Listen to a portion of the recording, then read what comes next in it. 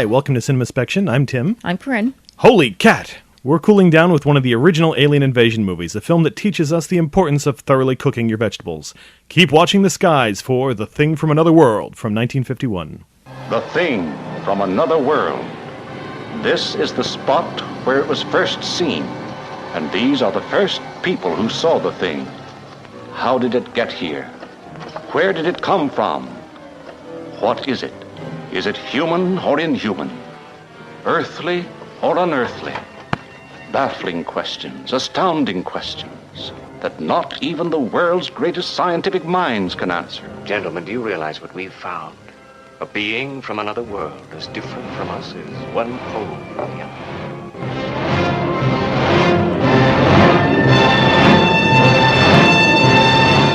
The North Pole. Air Force Captain Pat Hendry is sent to investigate reports of a downed aircraft near a scientific research station. Together with scientist Arthur Carrington, Hendry and his crew discover what appears to be a flying saucer buried beneath the ice. Though the ship is accidentally destroyed in an explosion, the team is able to retrieve a block of ice containing one of the ship's occupants. Brought back to the station, the block melts, allowing the creature to revive and attack the crew. While Hendry and his men try to stop the invader, the obsessed Carrington becomes determined to preserve it for science, even at the cost of all their lives. As usual, we'll be discussing The Thing from Another World in detail, so if you haven't seen the film and wish to remain unspoiled, we recommend watching the movie before listening to the rest of this episode. The Thing from Another World was released by RKO Radio Pictures on April 27, 1951. The movie was famously produced by Howard Hawks through his Winchester Pictures production company, which only lasted for 2 movies. It was shot for a budget of $1.1 million and made $1.95 million at the box office in rentals, which is usually about a half to a third of ticket sales, so this was actually quite a big hit for its day. It was based on the short story Who Goes There by Joseph W. Campbell Jr., and of course famously spawned a remake directed by John Carpenter. So what was your first viewing of Thing from Another World and your first impressions? Well, my first viewing was with you several years ago, and I think it was during a movie marathon. I remember being just exhausted. It was, during the last 24 hour when we subbed it in for something else. Was that last year? It was last year. It felt like many years ago. My first impression is that it's a good 50s sci-fi film. I'm not in love with it. I think there are lots of problems with pacing. Some of the tone can be a little off. And some of the jokes don't date very well at all. But it's still a solid entry in 50s sci-fi. It's one I saw as a kid as one of the creature feature sci-fi classics, and I remember at the time thinking, it's very talky, and it takes a long time to get to the creature, and you don't see him very much. So, as a kid, that was sort of disappointing. As an adult, I've learned to appreciate it a lot more for that amount of restraint, and to appreciate some of the character building and the rapid-fire dialogue and just the structure of the movie and just how influential it is.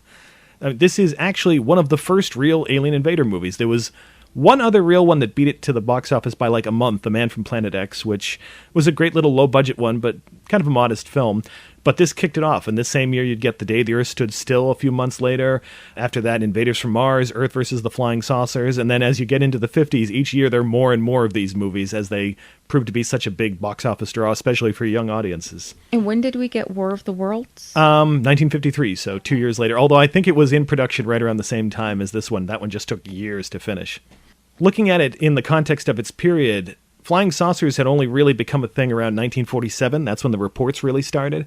So it was still a pretty new thing to see one in a movie, because at that point flying saucers were still regarded as, it's just this weird, silly fad that people think they see but aren't really real, and the Air Force was scrambling to pretend it wasn't an actual thing. So to see it depicted on film like this must have been a real thrill for people at the time. And also, this is coming after World War II is over. We're right into the Cold War. I feel like as a nation, we're kind of looking for, where's the next big threat coming from? Is it going to come from Russia? Is it going to come from outer space? Is nuclear annihilation right around the corner? So with all those tensions bubbling under the surface, it's interesting to see them expressed in this film with this kind of, for what at the time would be sort of a crazy idea that is treated pretty straightforward and legitimately. Getting into some of those themes, the big conflict beyond humans versus intellectual carrot seems to be this sort of military versus science idea, and that's something we're going to see in a lot of science fiction movies from here on in, that you have the tough military guys who just want to come in and kill whatever the invader is, and the scientists who want to study it and try to communicate with it. And it's interesting to see how that theme is flipped back and forth as to who's in the right and who's in the wrong. And this one definitely sets up that the scientist is a complete idiot for wanting to try and communicate and learn from this thing, and these tough military guys are absolutely right for just wanting to destroy it. I did find it interesting they chose to go that way. They could have been a little more even-handed about it because they both had right things and they both had a lot of very wrong things. Immediately jumping to killing it, not a great idea. Insisting that it survive and that they grow, more of them. They have trouble containing one, and he's trying to grow 50 or so. About that, yeah. Right. So that's just reckless. And assuming, as a scientist, something that I found, well, I'm not a scientist, but for a scientist, what I found really interesting is that Carrington just jumped to, oh, you have superior intelligence. You're so much better than we are. And that makes no sense. That feels like a very faith-based act. It sounds like, well, just as though you're describing some form of super Karen. That's nearly right, Mr. Scott. This carrot, as you call it, has constructed an aircraft capable of flying some millions of miles through space, propelled by a force as yet unknown to us. Look, On the Doctor, planet from which our visitor came, vegetable life underwent an evolution similar to that of our own animal life, which would account for the superiority of its brain. It almost seems to, I think, apply to that sort of U.S. idea of, well, we came up with the bomb first, we have the technology, therefore we're the good guys. We must be more advanced if we have this. Mm-hmm. It almost seems like that same line of thinking taken to a creepy extreme. And I watch this and I think, with a little tweaking, you could see a version of this movie where Carrington is the good guy and the military the bad guys. The very things he's saying, you put him into the mouth of like Richard Carlson in It Came From Outer Space, where the aliens aren't bad and he's trying to advocate, no, we should just talk to them, communicate with them, and everybody else wants to just destroy these things. And it's just that simple. They kind of go out of their way to make Carrington a lot less likable and a lot creepier to, I think, reinforce that point. I think speculating that way, I can see how it would be interesting. And it does kind of bring up the idea of the differences we saw between The Last Man on Earth and I Am Legend, where they try to explain how it's all about humans not understanding the things they're destroying. It also feels like it's still reflecting those World War II attitudes of appeasement, where there's a lot of people like, we should go in with the military, take care of Hitler, take care of Japan, stop this threat, and other people like, no, if we reason with them, if we give them Poland, they'll be fine. If we communicate with them, we can achieve peace and everything will be great. And that they're still kind of painting in those colors, Carrington and his scientific guys, the intellectual guys, as being the type who will try to appease the enemy, while Hendry and his group, the good old Air Force military guys, are going to go in and save the day for everybody and not mess about with trying to come to some kind of peace agreement with this thing. It just occurred to me that as we're discussing its place in history, how post-World War II, American cinema, as you said, has gotten very heavy into alien invasion stories, whereas Japan got very into the big monster films, Godzilla, Mothra, and as cinematic responses to war, that's very interesting. Definitely, from the point of view of somebody who's faced atomic devastation firsthand, that's what your monster is going to be. And I feel like, to jump into that the thing in this one, the alien, could be seen to stand in for nuclear energy on some ways. Oh, yeah. The fact that it's tracked by a Geiger counter, that it's giving off radiation, and Carrington's comments about how we're going to learn so much from it, it's going to advance human history, which is, of course, what a lot of people thought about nuclear energy, that it's going to be great, we're going to learn so much stuff, we'll be able to power cars and no one cities will and ever everything. abuse this. No, it'll be perfectly fine. It is Cold War, and ice cold. The ice melted into a giant threat, but also it was released from the ice by an explosion that not necessarily was an accident, but it was big and it has repercussions they couldn't have planned for. And that's very atomic bomb led to the Cold War, which, if we're not careful, will lead to destruction. I love the tiny little line that drops in that Carrington was at Bikini, so we assume at the nuclear tested Bikini. Exactly. Again, drawing that perception of that he's connected with nuclear energy and nuclear power and nuclear weapons. That he is the reason the military has had to contain this beast that's been unleashed by science. And I find it really fascinating that the military guys have a very cynical attitude toward it. Carrington mentions how, we split the atom, and one of the military guys like, oh yeah, and everyone was real happy about that, weren't they? That's kind of interesting to see a military guy cast this sort of skepticism about, whether developing the bomb was a good idea. But with the military characters, we're told where they were stationed, or some of them were stationed, and they saw wartime. Yeah. So they saw firsthand what man can do to man.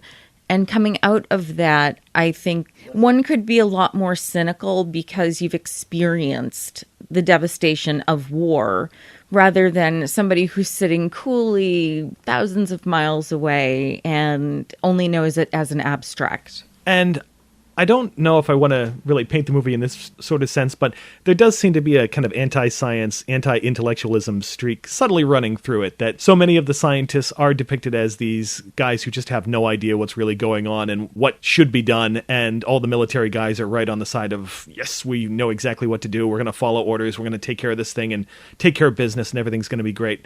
A little detail I never noticed before until this viewing is that when they're doing that big discussion about how the thing works as a vegetable, that Hendry and his guys, you can see them very subtly pull off in the background and start conferring among themselves while Carrington keeps lecturing. And it's a minute later when one of those guys comes up with an axe and goes, here, I have this. And you realize that this whole time while Carrington's talking, they're talking about, all right, how do we kill this thing? Yeah. That already that separation between the two groups is becoming apparent visually as well as just in terms of character and story. There's only one scientist who kind of joins in with the military guys and expresses caution and no, I think they're right that we should be careful of this thing and get rid of it. And I can't help but notice that physically he looks a lot more like them. He's the really tall, tough-looking guy, Dr. Chapman, and all the scientists are kind of in their tweed coats and their sweater vests and everything, and they look a little bit more like what in the 1950s you'd expect an intellectual would look like. Right, pocket protectors. Yeah, and all the military guys are looking slick in their leather jackets. Getting back to military versus science, military used science to defeat the creature in the end. So it almost shows that it's less of a versus, more of a blending, a really healthy balance of both things, innovation and might. Which also seems like it's championing that idea of science is great if it's being used by the military to do this or that. Yeah. Which maybe comes around and says, yeah, the atomic bomb was a good idea because it protected American interests. Yay. Mm-hmm. The depiction of Carrington himself, they really seem to set it up that you don't want to like him. He's, from the beginning, kind of rude and standoffish. He's not very warm to anybody. Very egotistical. That when somebody comes in the room and they're like, Captain Henry's here to see you, he's like, yes, I know. And then he just makes him wait for a few more seconds before he actually turns to talk to him. He's constantly kind of sniping at him. Well, why didn't you do this? Why don't you do that? I do find it interesting, though, that he feels this kind of superiority over maybe not just the military men, but maybe all other men. But then he's so quick to jump to something else being so much more advanced than he is. There's a push and pull in that character that I find more interesting than just if we hadn't had his reactions to the military, we didn't get to see his ego, but to have it played off like where he is superior, there's a hierarchy for him. I find that very interesting. It seems like the creature epitomizes what he would like to be, the idea that it is unemotional. He talks about several times how it's uncluttered by sex or emotion or feelings or pain or pleasure, that it is, he thinks, he kind of seems to be projecting, it's all logic, reason, it's just doing what it does to survive. No messy emotions. Exactly. It's not really interested in warmth or compassion, and neither is he. Seed pod. Seed pod? Yes. The neat and unconfused reproductive technique of vegetation. No pain or pleasure, as we know them. No emotions. No heart. Our superior. Our superior in every way. And that's really contrasted with our heroes, all of the military guys who are friendly and joking with each other, and they have this kind of easy camaraderie, and they just seem kind of pleasant and cool guys you want to hang around with. And Carrington, even among his scientists, is just this really chilly, almost a robot. There's also, I feel like, this sort of subtext that maybe he represents communism, and the creature itself represents the threat of communism. I remember Nikki has a line of like, oh, he doesn't think the way that we do. And I remember reading about how that was bandied around in the 50s as communists don't think the way we do. They don't have the values we do. They're almost an entirely different species with how they think, and they don't value life the way we do. And we certainly see that Carrington doesn't seem to value human life the way everybody else does, because he thinks it's fine to sacrifice lives if it brings knowledge. And there's even the touch that his hat, it almost looks like one of those Russian fur hats. It's a really subtle costuming touch, but it's there too. And the way that Robert Cornthwaite plays him, so rigid, so unemotive, the way his stance is, the way he moves, everything about it, carries himself with this sort of self-possessed air, definitely. I also do like Carrington's last stand against the thing, where he's struggling to reason with it, and the thing's just kind of staring at him, and you're almost like, maybe he's making an impression. Even the military guys are like, wait, let's see what happens. And you just slowly see Arnez's arm pull back so he can backhand him, and you realize, oh, nope, this isn't going to end well for him. I always wondered, what is it that keeps Carrington from being electrocuted too, but I guess he's not quite forward enough to be caught in the electrical flytrap, as they called it. Plot contrivance. Meanwhile, Captain Hendry comes across as this real blue-collar guy. Like you said, they've been through the war, and it almost seems like after that, being stationed in Alaska and the North Pole, it almost seems like fun and hijinks for his crew. Right. The discipline is very relaxed. They can kind of poke fun at him, and while he clearly wants the respect of his men, he's willing to put up with some of that. It's not really that big a deal for him. And it's not until the crisis starts, and he actually has to really start issuing life and death commands, and we see that those guys fall right into line. And he's a good leader in the sense that he actually accepts a lot of other people's ideas and feedback. So much of this movie is his guys suggesting, hey, what if we were to do this? And he's like, all right, that sounds good, great. By the end, when they're suggesting the trap, he's following them around going, wait, what are we doing? We're doing what? Hey? That'll work, Lieutenant. Sure, what'll work? Lay it on the ground, here. Lead overhead and one on each side. When that thing gets to the right spot, juice him. I don't get you. Where's the fence wire? Right down here. Hey, give me those cutters. What are you talking about? I'm talking about rigging an electric fly trap right here for him to walk into. What do you mean, fly trap? And they just keep going. Or how at times he's very happy to fall back on orders when it's convenient. When it comes to defrosting the creature, he's like, no, I have to wait for orders before I can authorize that. Clearly, it's much more he thinks this is a bad idea, but he's willing to fall back on that when convenient. And then when the order comes through to preserve the creature, he's like, yeah, no, I'm not doing that. I really like Kenneth Tobey as an actor. I feel like he's not quite star material, and that kind of hurts the character a little bit. There's nothing wrong with his performance, but I almost feel like if you had the right actor in there, it really would have shined. Tobey feels like he's better as a character actor. I mean, he's been in a lot of smaller parts and things, especially in later years in the 80s. Joe Dante would use him a ton in Gremlins, where he's like the gas station guy or the movie theater projectionist. And I loved him in those films. Absolutely. He was the lead in It Came From Beneath the Sea, too. And it's the same thing where he's the military guy, and his acting is fine, but he's just not as dynamic as another actor you might see. Especially when it comes to the scenes between him and Margaret Sheridan as Nikki, where they're supposed to have this sort of Bogey and Bacall back and forth. And they don't. And they don't. I mean, she has it, and she's really trying to sell this, but he is kind of cardboardish. To the point where I have seen this film twice, and I had to ask, wait, which one is Captain Patrick Henry? Which one? Because he's so bland, he really does fall into the background. And it was only in relation to other characters that I realized who he was. Yeah, he ends up looking so much like James Young, who plays the lieutenant. It's like, oh wait, which one is this? And with Nikki, the actress Margaret Sheridan, she was another one of Howard Hawks' discoveries that he was trying to mold into sort of his type of female character, which you saw with Lauren Bacall. There's a lot of scenes in this where the way she wears her hair, the way she dresses, the way she speaks and she interacts with her interests, with her male interests, her snappy comebacks and everything, you could so picture Lauren Bacall doing that. Right. Hawks said that she disappointed him by becoming pregnant and not really becoming the big star that he envisioned her for. Hawks had kind of a weird relationship with some of the actresses he was grooming. That doesn't surprise me. Yeah, it's a bit creepy. It still happens. Oh, yeah. She doesn't really get much to do in the film. It feels like a strong character, but she doesn't accomplish very much. No, she's a sounding board. The most she does is not stop Hendry from looking at Carrington's typed up notes. And then we have this scene played for humor, which I'm so surprised made it past the censors. Like, I don't know how this made it past the code. They joke around about getting rope, and she ties him up. We see him tied up. She jokes about taking advantage of him while he's tied up. And it's this power play that I don't think I saw in cinema until Secretary. Like, what, like 40 years later, at least? It seems to be this subtle thing where they don't want to play up the S&M bondage part of But it. it's there, and yeah. it's so blatantly there. And the sexual politics of their relationship are kind of creepy because we're told that Henry got a little drunk and got handsy with her and kind of spoiled their first date, and she got revenge by leaving some embarrassing note on him after their one night together. Other people got up before I did. I'm sorry, Pat. At I least really 6 didn't people mean... read that note before I woke up. Now the whole Air Force is laughing at me. Not so loud. They'll hear They you. probably already heard. The only place it hasn't been is on a billboard. Ooh, I didn't know you had such a nasty temper. And another thing. Why did you leave? When I woke up in the morning, you were gone. Well, I told you I had to take that cargo plane back here. You told me? Don't you remember? No. Right after dinner. You were telling me all about a night in San Francisco. Did I tell you when that? you, Oh. What else did I do?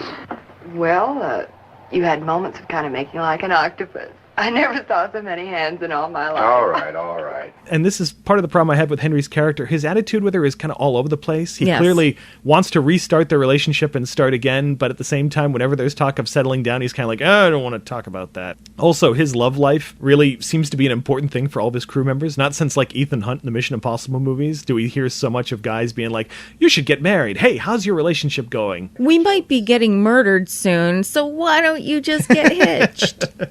I like at least a lot of them as them kind of taking the piss out of him by making fun of him with Yeah. that, which is great. Unfortunately, beyond that, she doesn't have a lot to do. She jokingly suggests how they end up killing the creature to some degree, and she brings in coffee. She brings in so much coffee. She types up notes. She comes up with the idea of how to kill the monster and doesn't get credit for it. Yep. And that's it.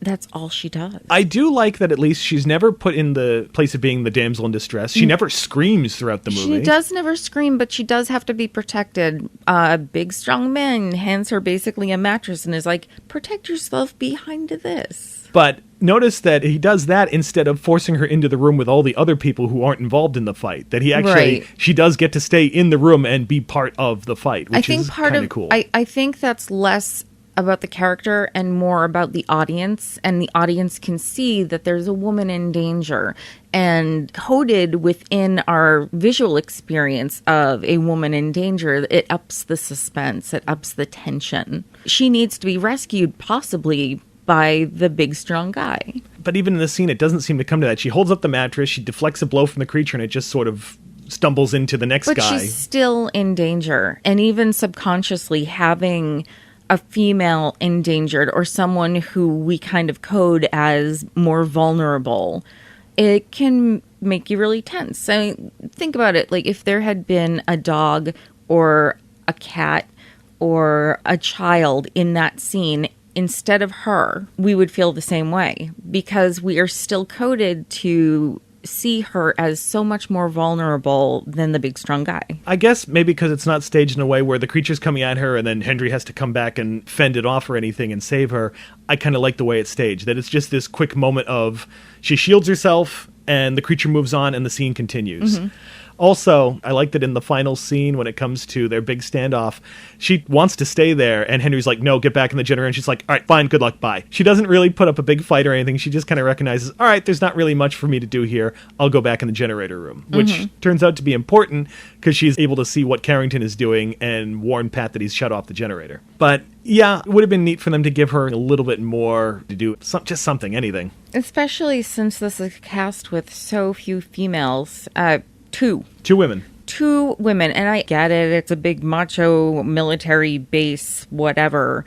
But it almost feels like, and this is something that the 1982 thing did, you might as well just not have any women there at all. And I know I'm getting a little off topic by talking about the differences between the two, but the choice in Carpenter's The Thing to not have women felt like a reaction to the presence of women in The Thing from Another World, because taking especially Nikki out of the situation takes out that whole romance subplot easily, like really easily. It must have been so wonderful to take that out of the script. Because it gives, especially a director like Carpenter, more room for gore and shock and lots of really amazing looking scenes. I'm not saying the film is dragged down by her presence, but I don't really feel like there was a reason for her to be there except as the love interest. It does seem to reflect this kind of Howard Hawks quality of including women who are just sort of part of the guys, one of the guys. Exactly. And I do like, there's a tiny little subtle thing with Mrs. Chapman that I like, where after... Mrs. Chapman is the only other one. Female. Where Dr. Stern stumbles in, and all the guys are immediately around, and Captain Hendry's like looming over him, and Mrs. Chapman, who is apparently the base medic, comes in and goes, "Captain, this is my job, back off." And Henry backs off and lets her do it. But you notice, yes, she might be the medic, but she's a female, she's an older female, and she is coded as the caretaker. So we have the young, attractive lady who is the love interest, and then we have the mother caretaker. And that's what we have for women in this movie. But I like that it's not a case of the captain going, "Chapman, take care of him." It's her going, "No, you back off and let me do my job." Right, but that's still telling us her instinct is to rush in and be the nurturer and to say, no, this is not a place for men. You go do your war stuff. I will take care of this precious little cargo. I just feel like it's really unusual in a movie about military guys to see a woman giving the captain an order and him recognizing that, oh yeah, I should step back and just let her do her job. That's kind of neat. It's a tiny little detail that goes by in a second, but I like that and I respect that. And again, that neither of those women is put into a situation where they're running screaming and have to be rescued in the traditional way that we're going to see for the rest of the sci-fi movies in this decade. That they are allowed to kind of be professionals and part of the group and contribute a little bit, which with the amount of people in this cast, there's a lot of little bits where they contribute. Even Hendry himself doesn't really feel like the big hero in the end. All right, so let's talk about the creature himself, the Thing. I think it's kind of ironic that in this movie, the actor who's going to turn out to be the big star is the guy whose face we barely see and who has no lines of dialogue in the entire movie. That of all of them, James Arness is the guy who went on to fame eventually on Gunsmoke playing Matt Dillon. And here, supposedly he was so embarrassed by his part he didn't even go to the premiere because he's playing this giant, intelligent carrot who just kind of growls at things. But it's an imposing physical performance, though. It is, and he's like 6'7". He was a really tall guy. And I love that with this creature, he's completely inscrutable. We don't really see any emotion other than, I don't like this, I'm going to hit it with my fist. But I also like that for most of the movie, we really don't see him. The threat could be anything. The threat could be anyone. The threat looks like us to a point. 2 arms, 2 legs, humanoid figure that reveals itself to be so much more horrific. And that goes back to the interpretation of the monster as nuclear destruction or of the Cold War, the Russian threat. And the outfit that he's wearing looks like it could be some kind of futuristic military uniform. And Carrington keeps attributing that he built a flying saucer, he conquered space, and how do we know that? We don't. For all we know, he could have been like the alien who stole someone else's ride and crashed it into a planet. He could have been a prisoner, he could have been an alien specimen, they could have been a lot of different things. The only thing we know is that he likes to plant himself all over the place and grow more and drink blood. But I kind of adore the fact that we're not really given much more than that. He remains completely unknown. We don't know what he's thinking. We don't know if Carrington ever could have reasoned with him, maybe. If maybe just getting shot at as soon as he got out of that ice block pissed him off to the point where he's like, nope, screw these guys. I'm going to grow a bunch of me and drink blood. Something that you just said reminded me, the blood. This creature feeds off human blood. And I'm not even going to talk about how is this creature finding human blood all over everywhere. How does it know to eat human blood? It could be just animal blood since it does the dog, too. Right. Anyway. But then we're getting into vampirism. We're getting into the idea of war, how the blood of your enemies is giving you more power. There's a lot there. There's this idea that maybe he's a colonist, basically. This is how colonization works. It shows up, exploits a country, uses, in a metaphorical sense, the blood of the natives to power itself and spread its influence and bring more people over and establish a whole civilization there. Exactly. Apparently, in the original script, they were actually going to try to do the creature as described in the original short story. This weird blue-skinned, stringy hair, 3 red eyes thing, and 3 legs. And allegedly, they shot test footage of a one-legged actor in a monster suit climbing down a corridor with like tentacles, and they shot it in reverse so the tentacles would make it look like it was pulling itself down. And it was so disturbing, they're like, and probably just too difficult to do, they decided not to go that route. I'm still skeptical they ever actually shot that. I was just going to ask if we have the test footage, because I can't really believe that. I can imagine that they sketched something and said, hey, maybe we could try this, but I don't know if they shot it. I have seen some of the pictures that the makeup artist Lee Greenaway came up with for different concepts of the thing. One of them looks like a giant thumb that grew eyes and mouth. It's really comical looking. One is this bald head with big pointy ears, almost Nosferatu looking. One is that, but with giant, huge eyebrows. Which, knowing it does consume blood, would just reinforce the vampirism. Oh, absolutely. And finally, I guess they wanted something more closer to Frankenstein, and that's what they came up with. Is it on record that they used something closer to Frankenstein consciously? Or is this just kind of the direction they went to? I believe it is on record. I've actually seen a couple other concepts where it almost has the flat head look of Frankenstein very closely. Then it's just subconsciously telling us this is a man-made threat. And certainly the way he behaves conforms to the stereotypical idea of what Frankenstein does. Right. He lumbers and growls and hits things and picks up heavy objects and smashes people with them. That's kind of what he's doing. So as we mentioned, we actually don't get to see the creature very much. And there are 2 different stories of why that is. One is that they put it in test screenings where you saw it a lot, and the audience was too terrified and it stopped the movie cold, and they had to pull back on that, which sounds great for PR. Oh, it sounds fantastic for PR. The other one is that the makeup just didn't really hold up to extended looks, and they had to cut it way, way back. That sounds about right. Especially that amazing moment where the door opens, it's just facing off with Captain Hendry and swings at him.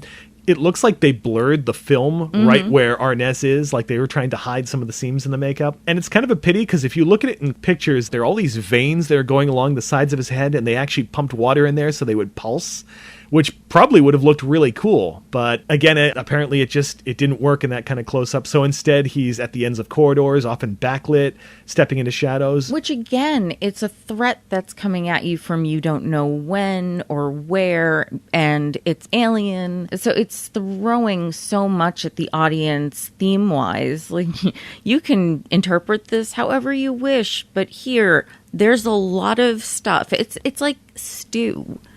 And I think this is part of why I have trouble with this monster. It's just, hey, I have a whole bunch of ideas. I'm just going to put it in a pot and boil it. And sometimes that stew can be great. But Vegetable stew?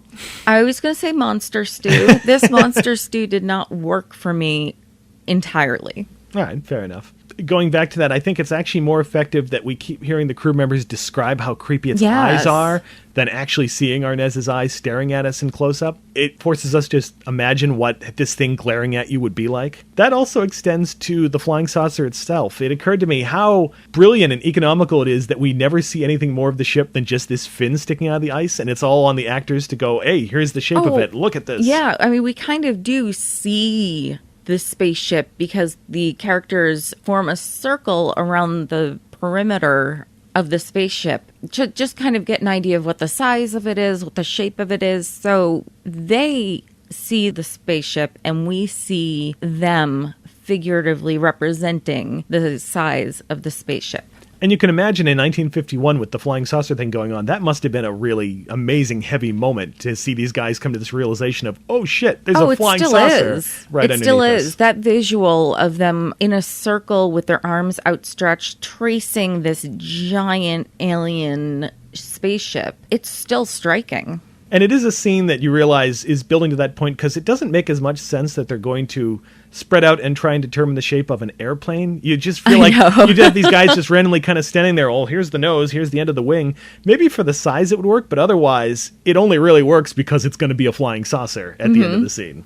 Or there's something so creepy about geometry from an unknown source, like a perfect circle. Yeah. Like, how did this thing know what a perfect circle is? How is this shape here. I do love that flub that when the saucer explodes, they accidentally tilt up to follow the smoke and you can see the edge of the backdrop. Yeah, I hadn't noticed that the first time, but I definitely saw it the second time. It wasn't until like a dozen times of seeing this I noticed that little moment because it goes by quick, but oops.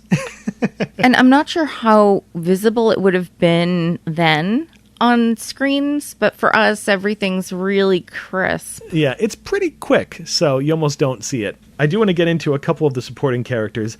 I love Scotty the reporter. I think he's great. Such a great character. He's brilliant from an exposition sense, that he's a reporter, so he's the guy who's new here and is going to show up, hey, how does this work? Hey, what's going on? He's the guy that Carrington can explain all of this amazing plant biology and botany to, but also get all the military stuff explained to him.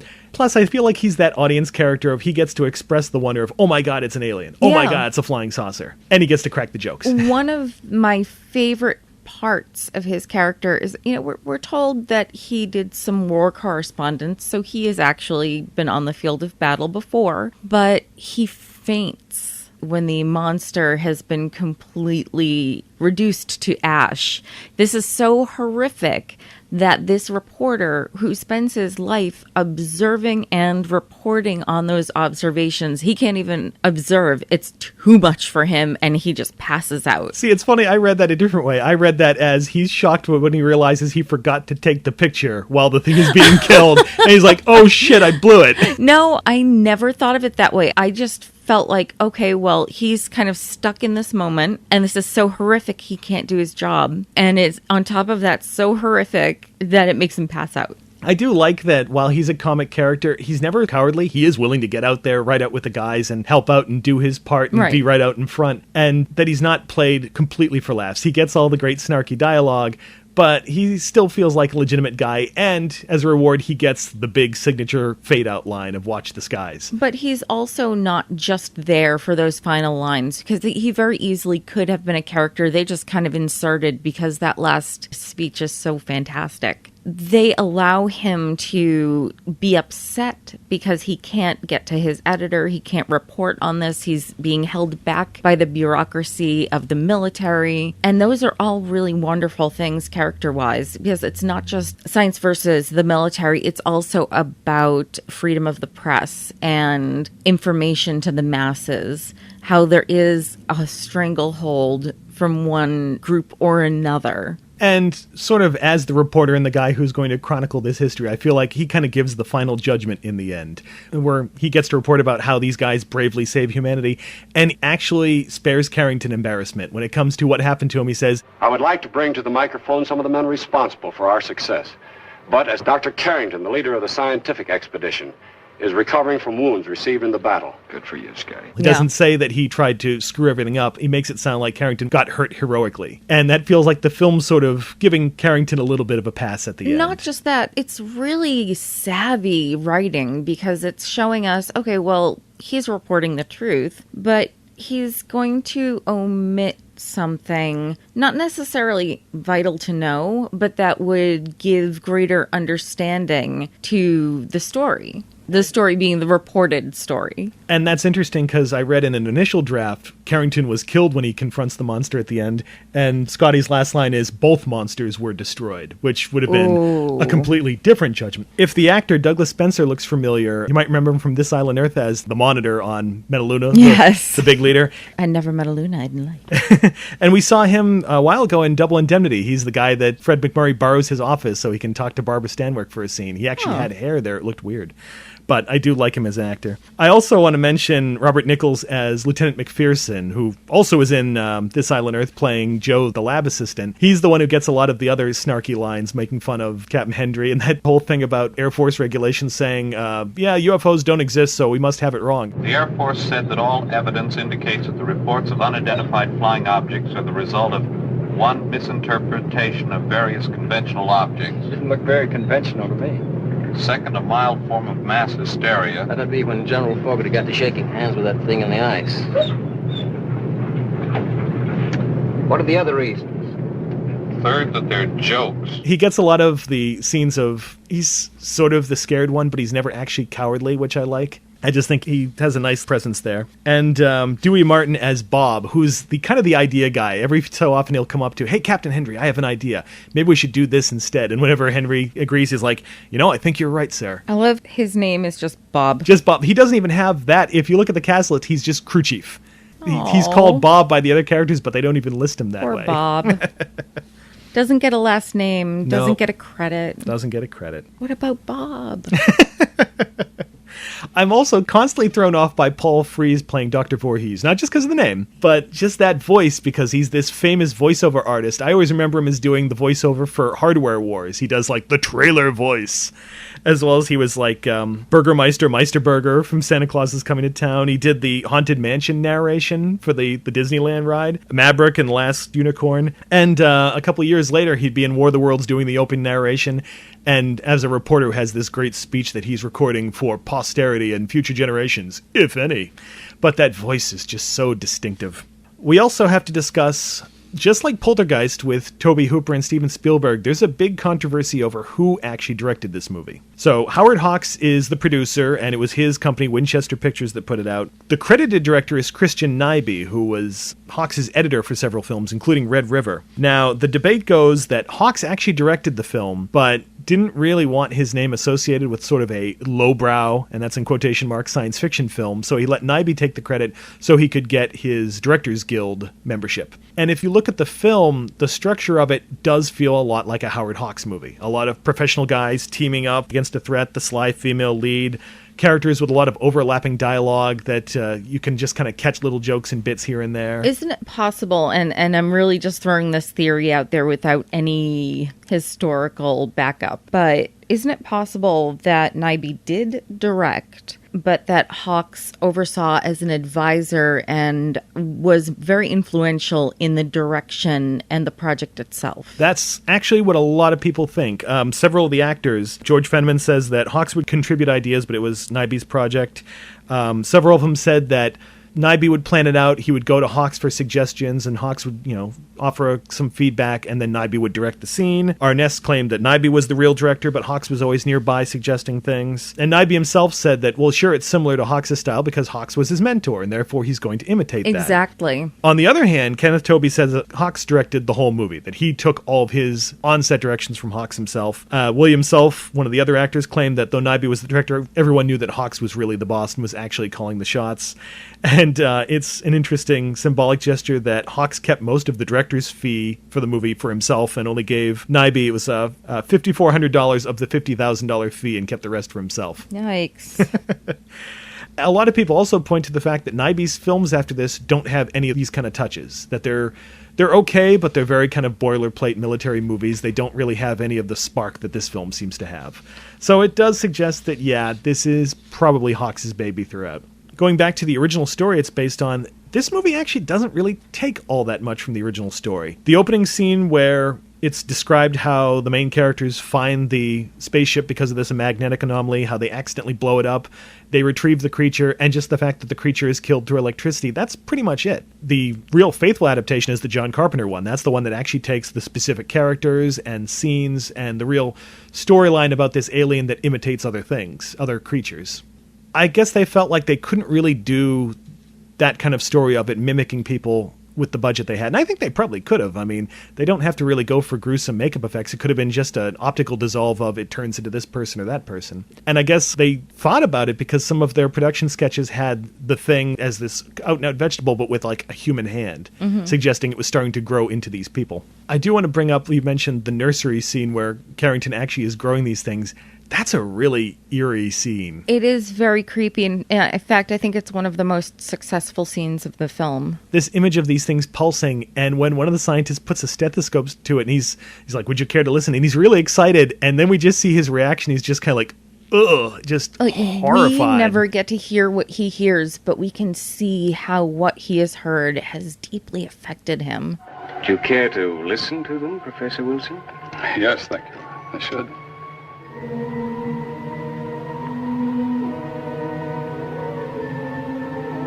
Well?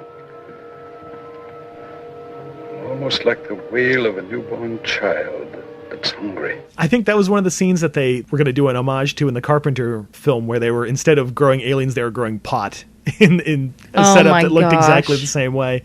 And halfway through the film, they have to burn it because they realize it might be infected. I kind of love that, but I think it would have gone too far into camp for the Carpenter film. I also feel like there's some scenes that are kind of shocking for a movie from the 50s. The scene where the thing is being attacked by the dogs and flinging them around, and we just see this severed arm on the ground where one of the dogs have torn it off. That's kind of surprising. Or the dead dog that they find in the greenhouse when they just open this cabinet and all of a sudden, boom, this dog corpse pops out. That's kind of creepy too for its time. You don't usually expect to see that then. And just the description that these two scientists have had their throats slit and are hanging from the ceiling of the greenhouse, bleeding out all over the plants. Oh, that's really gross. It occurs to me that given the tension of the movie, we only have 2 kills off screen and 2 dead dogs. It's actually a very low body count for this movie. I also have to give the screenplay, which is credited to Charles Lederer, but supposedly had some uncredited input from one of Hawks' favorite screenwriters, Ben Hecht, who also wrote a lot for Hitchcock. And supposedly William Faulkner did a draft, which I find pretty interesting. But there's some really clever stuff here. The use of humorous scenes to suddenly turn into terror, I think, is really good. It's disarming the audience. Yeah. Like, oh, yes, everything is so funny, so that the fright is heightened.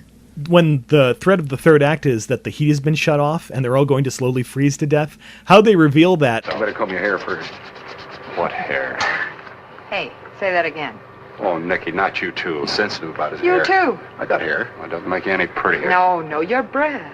I'm sorry. He's sensitive about that, too. I've been very upset lately. Oh, you ninnies. Look, that's what I look. mean. You too. It's getting cold in The here. heat must be off.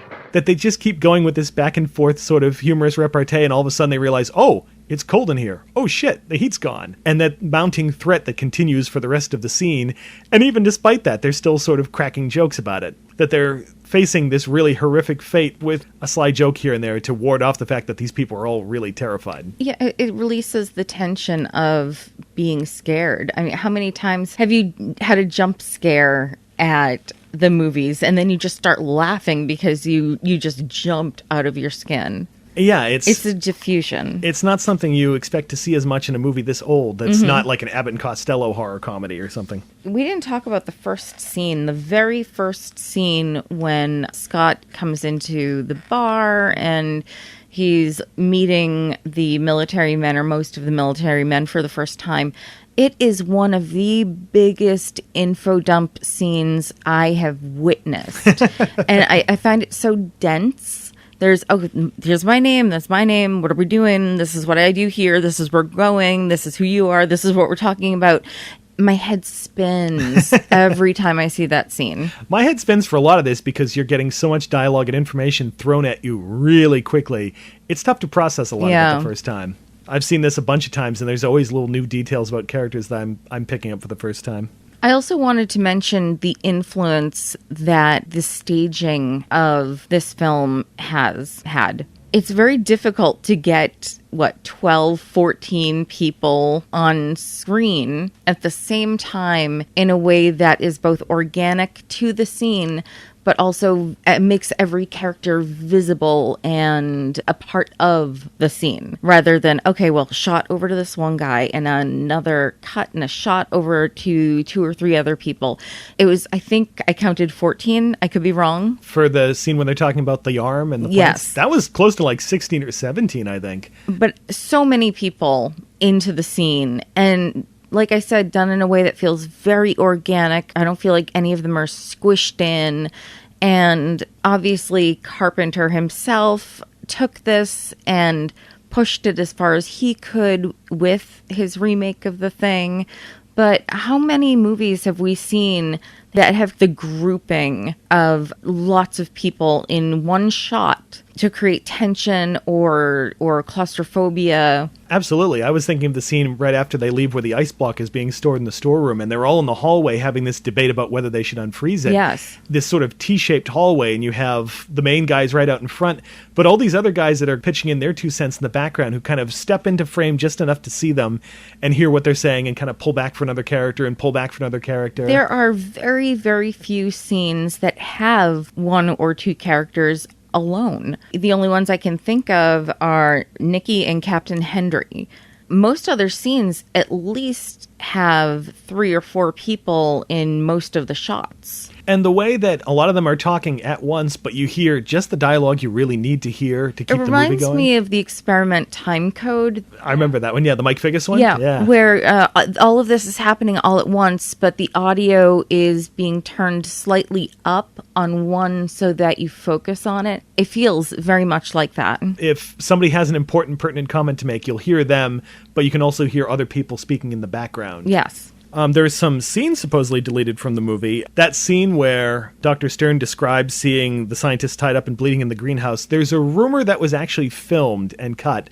That's another one I don't think actually happened. I can't imagine them filming that. I can't imagine them even believing that would pass code enough to bother filming it. Yeah. And supposedly there was a scene when Carrington's going toward the generator room with everybody else where he would have passed his alien nursery and we would have seen that the sprouts are larger and starting to look vaguely humanoid shaped. I don't find that nearly as creepy as those pulsating pods. I think it actually would have been very creepy, but again, I don't think they filmed it. I don't really feel like it would have fit in the progression of that scene. Part of the reason that I think these stories come up is that when they syndicated this film for television and did some later film prints, a lot of scenes were cut, including the scene where Hendry is tied up by Nikki. Because they finally realized what that scene was all about. So I think it's one of those things where once people realize, oh, that scene actually existed and was put back in the film, all these other rumored scenes, they must be true too, and they really aren't. I actually saw a film print theatrically, and I'm like, hey, wait, where's the scene where she tied him up? Where's this other scene? Hey, wait a minute. It was weird. Like, they cut it down by about 6 or 7 minutes. As for some trivia from the movie, while Lee Greenway was testing out different makeups on James Arnaz, he would actually be forced to bring them to Howard Hawks. Hawks wouldn't visit the lab. He'd have to put him in the car and take him to Hawks' place. So they were stopped at a red light with James Arnaz in the passenger seat in this horrific makeup, and some motorist who was sitting next to them supposedly freaked out and passed out.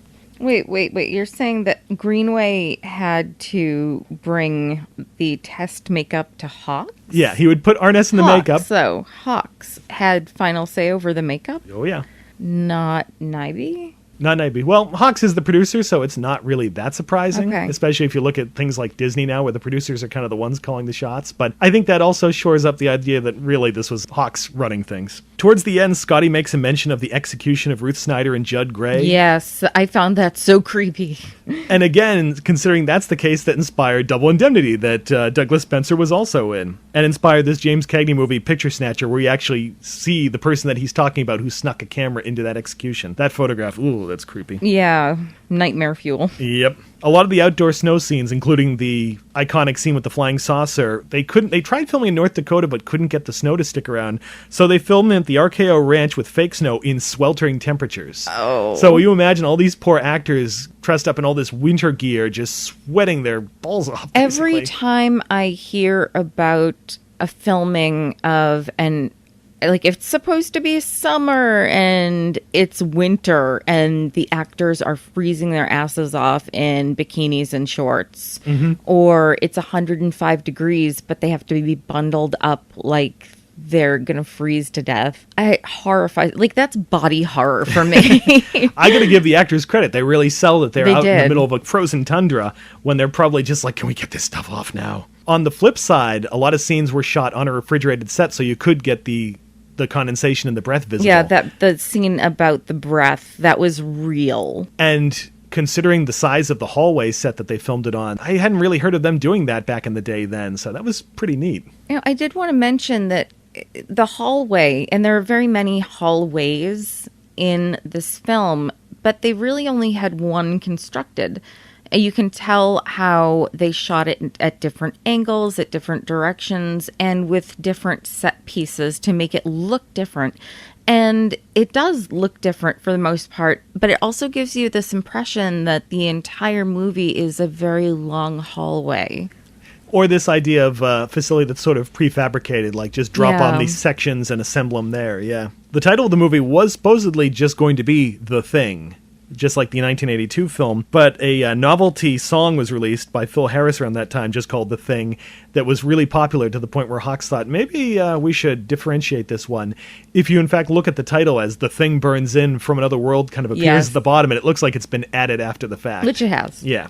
When Mac mentions Sergeant York and kind of mimes licking the gun sight when he's about to shoot it with the flare pistol, that's actually a nice little reference to Howard Hawks because he directed the movie Sergeant York with Gary Cooper a decade before. Roger Ebert identified the fire scene as one of the scariest movie moments he had ever seen as a kid. I didn't see it when I was a kid. I agree, but only because there was a real actor doing that. And it terrifies me to see stunt people in movies before there was any sort of protection for stunt people. And supposedly this is the first on-screen full body burn. And it looks they make the stunt person run, it just fully engulfed, and it really worries me. And, I know that person's fine and probably long since dead, but it really makes me uncomfortable. Sorry, just those two together was funny. He's fine, he's dead. He's fine, but, well, I mean, he was fine because he's probably dead now. As for the legacy of the movie, it, of course, helped kick off the alien invader craze for the 1950s.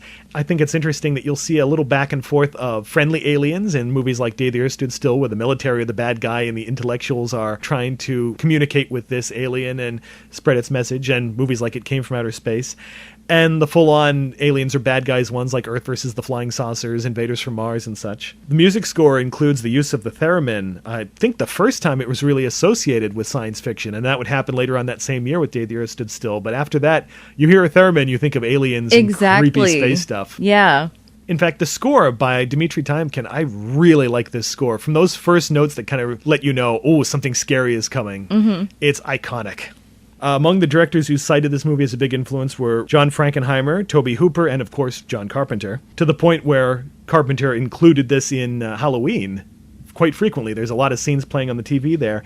And there was actually a direct line that Carrington says in The Greenhouse where he's like, it's been here, it'll come back again, which Loomis says almost word for word when he's referring to the Myers house in Michael Myers. I feel like you can also see touches of this movie in Assault on Precinct 13. Well, Assault on Precinct 13 is still, you're stuck in a small area and you have a large cast. You have human conflicts in an enclosed area, and it's similar. He was a big Howard Hawks fan, and a lot of people point to the influence of Rio Bravo on that one, but I see a lot of this movie in that.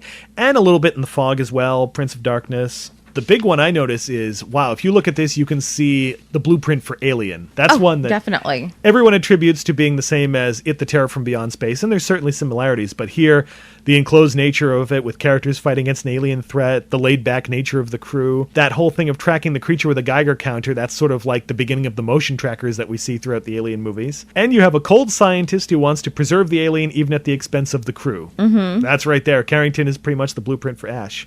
Several cast members from this movie, including Kenneth Tobey and Robert Cornthwaite, would reprise their roles for the spoof sci-fi movie The Naked Monster, which I haven't seen. By all reports, it's pretty terrible, but I'm kind of morbidly curious now to see it. Okay, what's your favorite scene?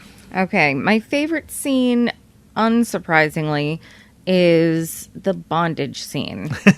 It is so hilariously out of place, and this weird power play dynamic of, well, I'm going to take control of this situation. I'm going to tie you up, but you're letting me tie you up. I'm going to feed you drinks, even though you kind of do want to drink. And, the reveal that he really wasn't tied up. He got out of his bonds, and he was only doing that because he wanted to be there. Just so fascinating. This power play in a post-code film cracks me up. It felt like he was almost there because he wanted to get her to admit that she was interested in him. Yes, but still, it's a power play. Oh, absolutely, because it feels like, you're interested in me? I have the edge now, huh? For me, it's got to be the fire scene. The pacing of that scene where it starts with these people just kind of casually discussing their problems and cracking jokes, and then the Geiger counter starts clicking, and the scene suddenly ramps up, and throughout the rest of the scene, you hear that guy counting off the reading of it, and it clicks louder and louder and louder, and they're all getting ready and throwing together this plan very quickly, and all of a sudden, boom! Lights go out, door opens, there it is. And when they light it on fire and just start throwing more gasoline on it, it really looks like that fire is barely under control. Not just in the movie, but in terms of on the set with these actors running around with this flame. It's really, really scary. It's a great, incredible scene. I can't imagine the impact that must have had on an audience seeing it the first time. All right, what are your recommendations? What do you think if somebody likes this, they might want to check out, or if they didn't like it, they might enjoy along the same lines? Well, obviously, if you did like this, watch 1982, The Thing. It's incredible. It's Carpenter at, I think, his best. But also this movie called Day of the Triffids. It is also an alien invasion film by something that has the appearance of plant. And it deals with how humans interact with each other in the face of this crisis, how they both fight it and fight each other. And that's pretty much the premise of The Thing.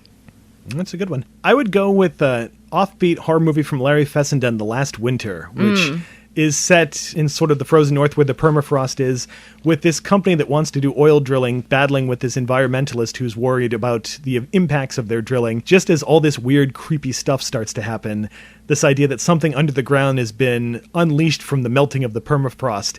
A lot of the conflict between the corporate guy in that, played by Ron Perlman, and the scientist, played by James LeGros, kind of mirrors the Hendry-Carrington fight, but flipped, where we're very much on the side of the scientist in that case, and not this tough, macho corporate guy. But it didn't really get as much attention as I feel like it should have. It's really interesting to see an environmental horror film like that. All right, that ends our discussion, but not the conversation. If you'd like to have your say about The Thing from Another World, or feel that we missed something, check out the comments section for this episode on cinemaspection.com and start talking. Email your comments, complaints, questions, and suggestions to cinemaspection@gmail.com. You can also like our Facebook page and follow us on Twitter at CinemaSpection, or at our personal pages at TimosaurusR or at WithSharpThings. Our show is available on iTunes and Stitcher, so if you like what you hear, please subscribe. If you have a moment to spare, please leave us a review as well. We appreciate your feedback, and your reviews increase our visibility. We'll be back to discuss another movie next time. Until then, thanks for listening, and remember to keep watching closely. There's more to a movie than what's on the screen.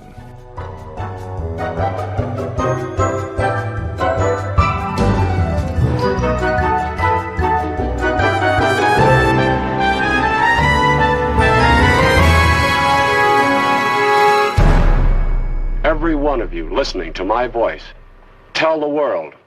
Tell this to everybody wherever they are. Watch the skies everywhere. Keep looking. Keep watching the skies.